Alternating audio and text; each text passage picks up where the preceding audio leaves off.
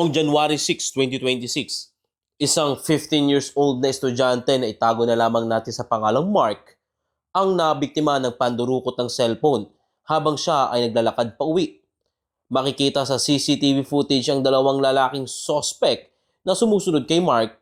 Ayon sa kuha ng kamera, ang lalaking nasa unahan ang siyang dumukot ng cellphone habang ang isa namang nasa likuran ang nagsilbing lookout. Ilang sandali pa, makikita rin sa CCTV na bumalik ang dalawang suspect matapos makuha ang cellphone ng biktima. Tila ba kumpirmado ang kanilang nagawa? Batay sa investigasyon ng iNews Pasig, ang dalawang lalaking nakuhanan sa CCTV ay kinilala sina alias Goteng at alias Aaron na umunoy mga kilalang siga sa naturang lugar.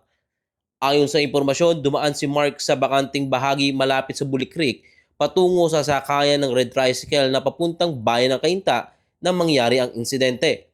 Dagdag pa ng iNews Pasig, ang modus umano ni na alias Goteng at alias Aaron ay mandukot ng mga naglalakad at sinasabing miyembro rin sila ng isang maliit na sindikato sa lugar. Ang itinuturing umano nilang amo ay kilala sa alias na Ating. Sa lugar na ito, madalas nga nangyayari yung mga nakawan, no? Yung pickpocketing na tinatawag. Ang suspect, dalawang kabataan na sinasabing siga sa lugar na ito ng Pasig. Pero kapag umakyat ka sa taas, ay bahagi na po ito ng Cainta. Bukod sa snatching, inuugnay rin ng grupo sa pagbebenta ng iligal na droga. Karamihan sa kanilang mga biktima ay mga estudyante, kabilang na umano ang mga mag-aaral sa Rizal Technological University. Sa takot sa posibleng gante, walang naglalakas loob na magsampa ng reklamo laban sa mga suspect. Hanggang sa may isang pamilyang tumindig at nagsalita. Nangyari po yun January 6, pauwi na po siya galing school. Tapos paakyat na po siya noon, doon na po siya nakuhaan. Kasi nasa bungad lang po ng bag niya yung nakalagay. Cellphone. Ano nakuha sa kanya? Cellphone po, POVA 5. Anong pack ng cellphone? POVA 5 po. Ha? POVA 5.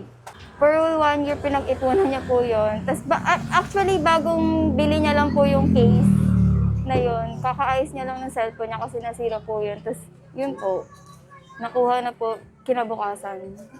Siyempre, nagkwento po siya sa akin, umiiyak na siya. Sinabi niya na, ate, nanakaw yung cellphone ko. Tapos tinanong ko siya, bakit, paano nakuha sa'yo? Nakalimutan niya kasi na nalagay niya daw po sa bungad ng bag niya. Tapos yun po, napansin niya na lang, nakuha na daw. Binalikan niya pa po, pero hindi na po binalik sa kanya. Tinignan na lang daw po siya, nagpatay mali siya na lang daw po. Parang walang nangyari? Opo, parang wala po nangyari. Pagkatapos, nag-report na kayo? Opo, nung nakauwi na po siya, sinabi ko po sa papa ko, tapos pinablatter na po, sinamahan po sila. Nagsama po sila daw, pumunta po silang may bunga, doon po nila pinablatter. Noong January 7, agad na kumilos ang PNP Pasig Station 6 matapos magsumbong ang ama ng biktima. Nagsagawa sila ng investigasyon sa lugar, subalit naging hamon ito dahil ang pinangyarihan ng krimen ay boundary ng 3 lugar dahilan ng issue sa jurisdiction. Ang problema kasi, no, sa lugar na ito ay may 3 lugar na nakakasakop. Sa bandang kanan, ang barangay May Bunga. Sa bandang kaliwa, ang barangay San Miguel. At kapag bumaba ka pa doon, ibang bayan na. Yan na ang bayan ng Cainta. Ngunit malinaw ang isang bagay. Hindi sa lahat ng panahon ay suwerte ang mga gumagawa ng masama. Hindi araw-araw ay Pasko. Para kina alias Aaron at alias Goteng.